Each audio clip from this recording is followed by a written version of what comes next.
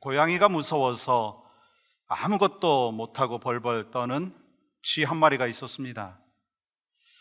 그 모습을 불쌍히 여긴 한 마술사가 쥐를 고양이로 변신을 시켜줬어요. 그런데 고양이로 바뀐 쥐가 이 멀리서 개 짖는 소리만 들려도 기겁을 하면서 두려워하는 거예요. 그래서 마술사는 고양이를 개로 만들어줬습니다. 개가 되었지만 이번에는 호랑이를 두려워하는 거예요. 그 모습을 불쌍히 여긴 마술사는 개를 호랑이로 변신시켜 줬습니다. 그런데 호랑이가 이번에는 총을 든 사냥꾼을 두려워하는 거예요. 이 사냥꾼을 두려워하는 호랑이를 보면서 마술사는 모든 것을 포기하면서 이렇게 말을 했다고 하죠. 내가 아무리 수고해도 너의 두려움은 끝이 없구나. 그러니까 너는 별 수 없는 쥐로구나. 다시 쥐로 돌아가라. 그래서 호랑이가 되었던 쥐는 원래 모습인 쥐로 돌아갔다라고 하는 우화가 있습니다. 우리는 이 우화에 나오는 이야기를 통해서 혹시 나는 쥐와 같은 존재가 아닌가, 계속해서 무엇인가 두려워하는, 염려하고 근심하는 존재가 아닌가라고 하는 것입니다. 사람들은 늘 닥쳐올 문제와 사건들에 대해서 두려움 가운데 살아가는 인생이다, 그렇게 이야기할 수도 있을 것입니다.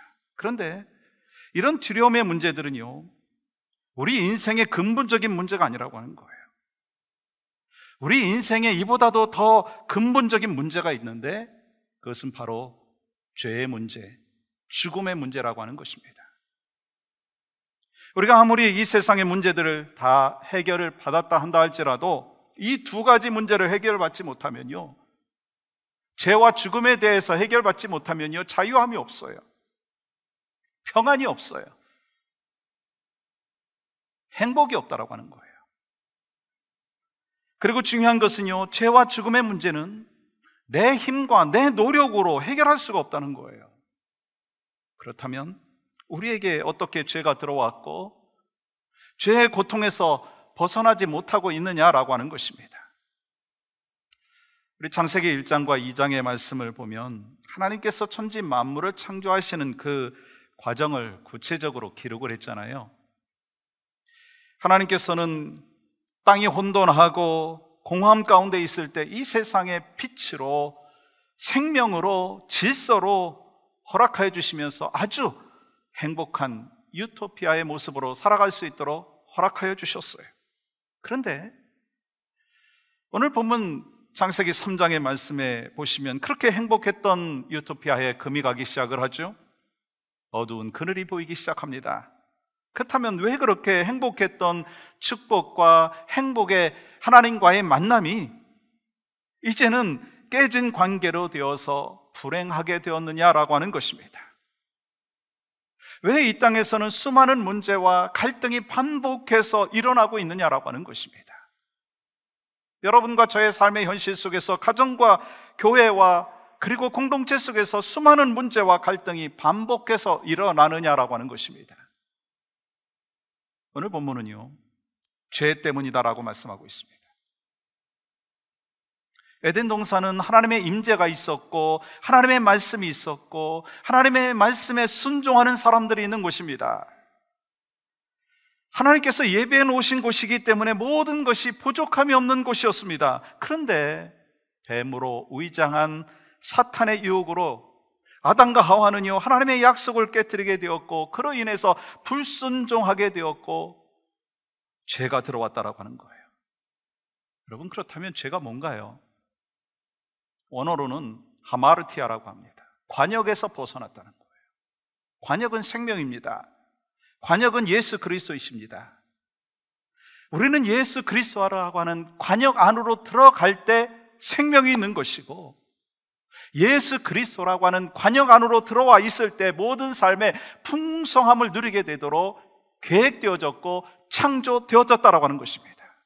그런데 관역에서 자꾸 벗어나는 거예요. 하나님의 뜻과 계획에서 자꾸 벗어나는 거예요. 정해진 길에서 벗어나는 거예요. 그렇다면 우리가 관역에서 벗어나면 어떠한 현상이 나타나게 되느냐라고 하는 거예요. 자기가 주인이 되는 거예요. 자기를 높이려고 하는 것입니다. 그것이 바로 죄라고 말씀하고 있다고 하는 것입니다. 그렇기 때문에 우리가 이 죄 문제를 해결하지 못하면 우리의 삶과 가정과 공동체와 그리고 정치와 경제와 문화 속에서 일어나는 갈등과 그리고 또한 문제들은요, 아무리 해결을 하려고 한다 할지라도 마치 깊은 상처에 밴드지 붙이는 정도밖에 되지 않는다라고 하는 것입니다. 예를 들어서 여러분, 경제적으로 보면 수십 년 전과 지금 어떻게 많이 발전했습니까? 이루 말할 수 없죠. 근데 모든 문제가 해결되었습니까? 그렇게 잘 살고 있는 이 미국 땅을 보십시오. 빈부의 극차는 자꾸 심해지고 있습니다. 정치 제도도 마찬가지예요. 수십 년 전에 비해서, 수년 전에 비해서 엄청나게 업그레이드가 되었습니다. 그런데 여전히 과거에 있었던 안타까운 모습들과 답답함과 불평은요, 더 심해지고 있다는 거예요. 교육과 문화는 어떤가요? 참으로 많이 발달했습니다. 수많은 그 테크놀로지의 발달로 인해서 혜택을 많이 받고 있습니다. 업그레이드가 되었습니다. 그런데 오늘의 현실 속에서는 갈등과 그리고 또한 문제가 더 많이 나타나고 있다고 하는 거 부인할 수 없잖아요. 그렇다면 왜 이러한 갈등과 문제가 계속해서 일어나고 있느냐라고 하는 거예요. 성경은 이렇게 말씀하고 있습니다. 우리의 죄 문제가 해결되어야 한다고, 죄의 문제가 해결되어지고 죄의 문제에서 회복되어야 된다고 말씀하고 있다고 하는 것입니다. 오늘 본문에는요, 아담과 하와의 범죄로 인해서 우리에게 일어난 끔찍한 비극이 무엇인가라고 하는 것을 말씀하고 있습니다. 뱀의 유혹에 넘어가서 하나님과의 관계가 끊어진 사건이 등장하고 있어요. 그리고 여기서부터 인류는요, 하나님께서 허락하여 주신 은혜와 행복의 자리를 잃어버리게 되었다라고 하는 것입니다. 오늘 이 시간 그 자리를 좀 살펴봤으면 좋겠어요. 그래서 오늘 말씀을 통해서 죄로 인해서 아담과 하와가 잃어버린 자리가 어디인가라고 하는 것을 살펴보고요, 예수 그리스도로 인해서 구원받은 하나님의 백성으로서, 죄사함 받은 하나님의 자녀로서 하나님의 자녀인 여러분과 제가 하나님이 원하시는 자리가 어디인가라고 하는 것을 살펴보면서 나의 정체성이 무엇인가 점검해 보자라고 하는 거예요. 여러분과 제가 있어야 될 자리가 어딘가요? 그 첫 번째는요, 말씀을 지키는 자리에 내가 있어야 한다는 거예요. 하나님께서는 오늘 본문을 통해서 인류가 죄의 문제로 인해서 있어야 할 자리를 잃어버렸다라고 이야기하고 있습니다. 여러분, 사람들이 언제 하나님의 질서와 하나님의 권위를 인정하지 않는 줄 아십니까? 하나님의 말씀을 존중하지 아니하고 하나님의 말씀의 자리에 있지 아니할 때 질서와 권위를 인정하지 않는다라고 하는 거예요. 그 증거가 오늘 본문의 말씀 속에 있습니다. 여러분, 1절 하반절 말씀은 이렇게 기록하고 있어요. 하나님이 참으로 너희에게 동산 모든 나무의 열매를 먹지 말라 하시더냐? 뱀이 하와에게 말한 거예요. 뱀은 하나님의 질서와 권위를 인정하지 않았기 때문에 하나님의 말씀을 왜곡하기 시작하고 있다라고 하는 거예요. 뱀이 그랬고요, 그 이후에는 하와가 그랬습니다. 여러분, 대부분의 왜곡과 비판은요, 어떤 사실에다가 약간의 거짓을 추가하면서부터 시작된다는 거 아십니까? 오늘 본문에 보면 뱀이 이렇게 말을 하죠. 1절 하반절 다시 보십시오. 동산 모든 나무의 열매를 먹지 말라 하시더냐? 지금 뱀은, 즉 사탄은요, 하나님에 대한 왜곡된 이미지를 갖고 있습니다. 여러분, 하나님께서 모든 열매를 먹지 말라고 하셨습니까? 모든 것을 먹으라고 말씀하셨어요. 그리고 하나만 먹지 말라고 말씀하셨습니다. 그런데 이제는 하와도 하나님의 말씀을 왜곡하는 것을 보게 되죠. 2절 말씀 보세요. 여자가 뱀에게 말하되 동산 나무의 열매를 우리가 먹을 수 있으나, 아니죠, 먹으라고 하셨죠. 그런데 그 강도가 약화되고 있습니다. 그리고 하와는요, 한 가지를 더 추가하고 한 가지를 왜곡하고 있습니다. 3절 말씀 보세요. 동산 중앙에 있는 나무의 열매는 하나님의 말씀에 너희는 먹지도 말고 만지지도 말라 너희가 죽을까 하노라 하셨느니라. 하와는요, 만지지도 말라라고 하는 말을 추가하고 있잖아요. 그리고 하나님께서 반드시 죽을 것이라고 하는 그 말씀을 하셨는데 죽을까 하노라라고 왜곡하고 있어요. 그러니까 이제 뱀은 더 이상 지체할 이유가 없는 거예요. 4절 말씀 보세요. 뱀이 여자에게 이르되 너희가 결코 죽지 아니하리라. 여러분, 이 말씀은요, 하나님의 말씀과 정반대의 길로 가고 있는 거예요. 너희는 먹는 순간 반드시 죽을 것이다 라고 말씀을 하셨는데 이제 결코 죽지 않을 것이다 라고 말을 하고 있다는 것입니다. 여러분, 지금 하와는 다른 말을 듣고 있습니다. 들어야 될 하나님의 말씀을 들은 것이 아니라 사탄의 말을 듣고 있다는 거예요. 하나님께서 분명히 말씀하셨는데 뱀의 말, 사탄의 말을 받아들이고 있다라고 하는 거예요. 뱀의 말을 받아들이는 순간 어떻게 되었어요? 그가 들었던 하나님의 말씀에 다른 말이 애드가 되는 거예요. 추가가 되는 거예요. 왜곡시키는 거예요. 그래서 정반대의 이야기로 바뀌는 것을 보게 됩니다. 여러분, 하와가 타락한 이유는요, 하나님의 말씀을 신뢰하지 못하고 그 말씀을 지켜내지 못했기 때문이다라고 하는 것입니다. 그렇기 때문에 사탄의 가장 큰 유혹이 뭔지 아세요? 하나님의 말씀을 듣지 못하게 한다는 거예요. 하나님의 말씀을 가볍게 여기게 만든다라고 하는 것입니다. 하나님의 말씀을 떠나게 만든다는 거예요. 그래서 사탄은요, 계속해서 우리를 공략해 옵니다. 죽이려고, 멸망시키려고, 하나님의 뜻에서 멀어지게 하기 위해서 공략해 온다는 거예요. 요한복음 10장 10절은 이렇게 기록하죠. 도둑이 오는 것은 도둑질하고 죽이고 멸망시키려는 것뿐이다. 사탄이 바로 그러한 존재라고 하는 거예요. 그러므로 다윗은 하나님의 말씀을 의지하면서 시편 1편에서 복 있는 사람은 지하로 말씀을 묵상하는 자로다, 그렇게 고백했죠. 또 시편 기자는 시편 119편 103절에서 이런 고백을 합니다. 주의 말씀의 맛이 내게 어찌 그리 단지요 내 입의 꿀보다 더 단이이다. 그러므로 우리는 항상 말씀의 자리에 있어야 된다는 거예요. 왜요? 오직 의인은 믿음으로 말미암아 산다고 약속해 주셨고 말씀대로 사는 것이 믿음 생활이기 때문에 말씀을 알고 말씀을 지키는 자리에 있어야 된다는 거예요. 그렇다면 여러분, 하나님의 말씀을 지키는 자리다, 어떤 의미가 있는가요? 하나님께서 말씀을 주시면 그 말씀을 믿고 성취될 때까지 인내하며 참아내며 살아내는 것이 우리에게 필요하다라고 하는 것입니다. 아브라함은 약속의 말씀을 받았고 25년이라고 하는 세월을 인내하며 기다렸습니다. 노아는 120년이라고 하는 그 세월을 인내하며 순종했습니다. 예수님께서는 하나님의 말씀을 이루기 위해서 십자가 위에서 죽으시기까지 하나님의 말씀에 생명을 걸었습니다. 여러분과 저는 누군가요? 예수님의 제자 아닌가요? 하나님의 자녀가 아닌가요? 그러므로 우리 구원받은 하나님의 백성들은 하나님의 말씀을 이루기 위해서 예수님과 같이 생명을 걸어야 한다라고 하는 거예요. 아무리 세상 사람들이 비웃는다 한다 할지라도 우리는 말씀을 지키고 말씀대로 살아야 된다는 거예요. 지금 당장은 손해보는 것 같고 그것을 지키는 것이 어려운 것 같다 한다 할지라도 말씀대로 살아날 때 실패하지 아니하고 하나님의 복을 여러분과 저는 받게 되는 줄 믿습니다. 여러분, 성경을 볼까요?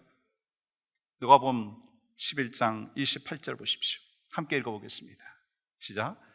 예수께서 이르시되 오히려 하나님의 말씀을 듣고 지키는 자가 복이 있느니라 하시니라. 다시 한번, 예수께서 이르시되 오히려 하나님의 말씀을 듣고 지키는 자가 복이 있느니라. 아멘이시죠? 말씀을 아는 것 중요하죠. 거기서 그치면 안 된다는 거예요. 그 말씀을 지켜야 한다는 거예요. 그래서 여러분과 저의 삶이 변해야 된다는 거예요. 변화되어야 된다는 거예요. 말씀은 알지만 그것을 살아내지 못하는 삶의 모습이 얼마나 많습니까? 목사님 저에게 가장 많을 수 있고요, 성경 공부 인도하시는 분들이 가장 많을 수 있고요, 수십 년 신앙생활 하신 분들이 그럴 수가 있다는 거예요. 근데 주님은 우리에게 말씀하시는 거예요. 말씀을 알라, 거기까지가 아니고요, 말씀을 지키는 자리에 있어야 된다라고 말씀하는 거예요. 여러분, 어떻게 말씀을 잘 아는 것을 평가할 수 있을까요? 말씀을 삶 가운데 지키는 것이 필요하다는 거예요. 지금도 끊임없이 사탄은요, 우리를 유혹합니다. 우리를 막 넘어뜨립니다. 말씀대로 살아가려고 하는 것을 막 방해하는 거예요. 그러므로 여러분과 저는요, 말씀의 자리에 굳게 서서 말씀을 지켜내야 된다라고 하는 거예요. 내 힘으로 할 수 없지만 성령께서 역사하여 주시면 가능할 줄 믿습니다. 그래서 성령께 더욱더 다가가고 성령께 더 의지하고 성령여 나를 도와주시옵소서 간구하며 하나님의 말씀을 지켜내는 믿음의 백성들이 바로 여러분과 저의 삶이 되어야 될 줄 믿습니다. 사랑에 대해서 배웠으면 어떻게 해야죠? 사랑하는 거예요. 용서에 대해서 배웠으면 용서하는 거예요. 예배에 대해서 말씀을 받았으면 예배자의 자리로 나오는 거예요. 하나님의 말씀으로 세상을 이기고 세상을 변화시키는, 이를 위해서 말씀을 지키는 자리에 서 있는 여러분과 저의 삶, 그것이 하나님이 여러분과 저를 향하여 있어야 될 자리다 말씀하십니다. 그러한 은혜와 역사들이 바로 여러분과 저의 삶 가운데 날마다 더해지기를 간절히 소망합니다. 두 번째는요, 감사를 회복하는 자리가 여러분과 제가 있어야 될 자리라고 하는 것입니다. 오늘 본문 말씀을 통해서 죄로 인해서 감사의 자리에서 벗어났다라고 말씀하고 있습니다. 여러분, 4절부터 6절까지 말씀을 제가 천천히 읽겠습니다. 뱀이 여자에게 이르되 너희가 결코 죽지 아니하리라. 너희가 그것을 먹는 날에는 너희 눈이 밝아져 하나님과 같이 되어 선악을 알 줄 하나님이 아심이니라. 여자가 그 나무를 본즉 먹음직도 하고 보암직도 하고 지혜롭게 할 만큼 탐스럽기도 한 나무인지라. 여자가 그 열매를 따먹고 자기와 함께 있는 남편에게도 주매 그도 먹은지라. 하나님께서는 에덴이라고 하는 동산의 모든 것을 다 주셨어요. 그 모든 것을 누리며 하와의 마음 가운데는 막 너무나 감사했고 이 감격하는 은혜가 넘치는 그 마음이 있었을 것입니다. 그런데 하나님께서는요, 모든 것을 허락하시고 한 가지만 금지하셨는데 왜 아담은 뱀의 유혹에 넘어갔느냐는 거예요. 처음에는요, 벅찬 감격이 있었을 거예요. 감사가 넘쳤을 거예요. 근데 시간이 지나면서 받은 것에 대한 익숙함이 생긴 거예요. 당연히 나에게 주어진 것처럼 여기게 되었다는 거예요. 아니, 하나님이 주신 것이 아니라 내 노력으로, 내 힘으로 내가 열심히 노력을 해서 받은 것처럼 생각하고 그 마음이 찾아오면서 그 마음이 지배하면서 감사는요, 저 멀리 가게 되었다는 거예요. 그리고 그는 선악을 알게 하는 나무의 열매를 따먹은 것이 아니라 하나님이 되고 싶은 마음을 선택해버린 거예요. 그러니까 하와는요, 그 열매를 먹고 싶은 것보다 그 열매를 먹고 자기가 하나님 되기를 원했다라고 하는 것이죠. 하나님께서 이미 먹으라고 하신 수많은 나무의 열매를 주신 것에 대해서 감사하고 만족한 것이 아니라 먹지 말라고 한 것에 대해서 하나님이 인색하십니다. 그런 마음이 들면서 뭐가 생겨요? 불평이 생기는 것이죠. 여러분, 이 사람이 하나님의 은혜를 알고 사랑도 알고 그러면은요, 감사가 나오는 거예요. 근데 감사하지 못하는 이유가 있더라고요. 성경은 그것이 또한 죄의 문제라고 말씀하는 거예요. 로마서 1장 21절 말씀 보실까요? 하나님을 알되 하나님을 영화롭게도 아니하며 감사하지도 아니하고. 여러분, 하나님을 하나님으로 영화롭게 하는 것은요, 감사하는 것과 연결되어 있습니다. 우리가 하나님의 은혜에 감사하지 않는다면 하나님을 하나님으로 인정하지 않는다는 거예요. 그 결과 하나님에 대한 눈이 멀어지는 것이고 어리석은 가운데 죄에 빠지게 된다라고 하는 거예요. 그러니까 죄는요, 감사하지 않는 데서부터 출발한다라고 하는 거예요.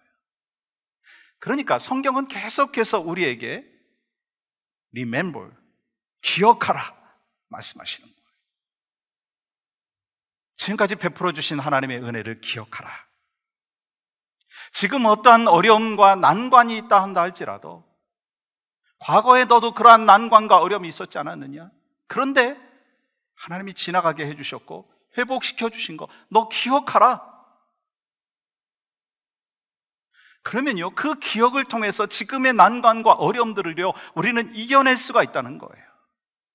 과거에 허락해 주신 그 은혜를 내가 회복을 하면은요, 다시 하나님께서 이 어려운 가운데도 회복시켜 주실 것이라고 하는 그 믿음 가운데 우리는요 다시 일어날 수가 있다라고 하는 것입니다. 여러분과 제가 예수 그리스도의 십자가의 은혜로 인하여 구원받은 사람들 아니겠어요?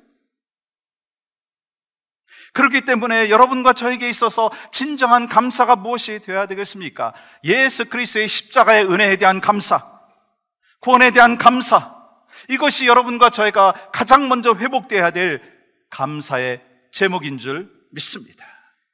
생명 주시고 지금까지 인도하시고 그러면서 지금도 일하고 계시고 앞으로도 내 삶을 책임져 주실 그 하나님을 믿고 신뢰하면서 그 감사가 날마다 더해지는 여러분과 저의 삶이 되어야 된다라고 하는 것입니다. 우리가 죄로 인해서 넘어진 자리가 어디인가? 감사하지 못하는 자리 아닌가요?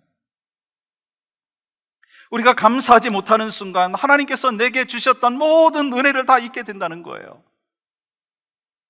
그러면서 자기에게 없는 것에 집착하고 불평하고 원망을 하죠. 아담과 하와는요, 하나님께서 금지한 것 하나 때문에 그 많은 은혜들을 잊어버렸다는 거예요. 결국 주신 것에 대해서 감사하는 것을 놓치고 없는 것에 대해서 불평하고 원망하는 그런 모습이 있다라고 하는 거예요. 혹시 여러분과 저의 모습은 아닌가요? 여러분에게 어떤 감사가 있습니까? 혹시 나에게 있는 것을 보지 못하고 남이 갖고 있는 것을 부러워하면서 내게 없는 것을 불평하고 원망하고 있지는 않느냐라고 하는 거예요. 그러므로 중요한 것이 있더라고요. 주신 것에 대한 감사의 자리에서 넘어지지 말라는 거예요. 주신 것에 대한 감사의 자리에서 넘어지지 말라는 거예요. 또 없는 것에 대해서 불평하고 원망하는 자리에서 벗어나라고 하는 것입니다. 그렇게 감사가 회복되어졌을 때 바로 여러분과 저의 삶을 통해서 하나님은 기뻐하심을 받으시고 영광을 여러분과 저는 하나님 앞에 올려드리게 되는 줄 믿습니다. 그래서 여러분과 저는 어느 자리에 있었어야 돼요? 날마다 말씀을 지키는 자리, 그리고 감사가 회복되는 자리가 여러분과 제가 있어야 될 자리인 줄 믿습니다. 또 한 가지는요, 부르심에 응답하는 자리가 여러분과 제가 있어야 될 자리라고 하는 거예요. 오늘 본문 9절 보시면 하나님께서 아담을 부르시죠. 여호와 하나님이 아담을 부르시며 그에게 이르시되 내가 어디 있느냐. 하나님은요, 죄를 짓고 숨어버린 아담과 하와를 그냥 내버려 두시지 아니하시고 그들을 부르시죠. 왜 불렀을까요? 왜 하나님이 부르실까요? 아담과의 관계가 끝나지 않았다는 거예요. 만약에 여러분 아담과의 관계가 끝나셨다면 부르지 아니하셨을 것입니다. 그런데 하나님이 부르신다라고 하는 것은요, 아직도 불순종한 그 아담을 사랑한다라고 하는 증거 아니겠어요? 그러면서 하나님께서는 함께 동산에서 거닐며 사랑을 나누며 교제를 했던 그 아담과 하와가 어디 있느냐 하면서 부르고 계시다라고 하는 거예요. 하나님께서는요, 그들의 죄를 해결해 주시고 도와주시기를 원했다라고 하는 것입니다. 지금 막 죄 때문에 도망가고 있는 그 아담을 향하여 막 심판하기 위해서 부르시는 것이 아니라 그들을 사랑하시고 용서하시고 회복시켜 주시고 회개하기 위해서, 구원하기 위해서 불러주시고 있다라고 하는 거예요. 근데 문제가 있더라고요. 부르실 때 대답을 미루고 숨어버리는 거예요. 그러므로 하나님께서 부르실 때 숨어있는 자리에서 우리는 나와야 된다는 거예요. 내가 어디 있느냐? 지금 여러분, 하나님께서 이 아담이 어디 있는지 몰라서 네가 어디 있느냐 그렇게 물으시겠어요? 아니잖아요. 전지전능하신 하나님이 아담이 숨었다 해가지고 모르겠어요? 아니죠. 내가 너를 다시 부른다. 내가 너를 회개의 자리로 초청한다. 응답해라. 그렇게 말씀하시는 거예요. 근데 안타까운 것은 오늘날에도 그 부르심은 계속됐다는 거예요. 여러분과 저를 향하여 내가 어디 있느냐? 라고 말씀하시는 거예요. 여러분 어디 계십니까? 여러분, 이것이 인생의 참 중요한 질문이라고 하는 거 아시죠? 내가 어디서 와서 어디로 가는지 아는 사람은요, 내가 있어야 될 자리를 아는 사람이에요. 근데 내가 어디서 와서 어디로 가는지 모르는 사람은 내가 있어야 될 자리가 어디인지 모르는 사람입니다.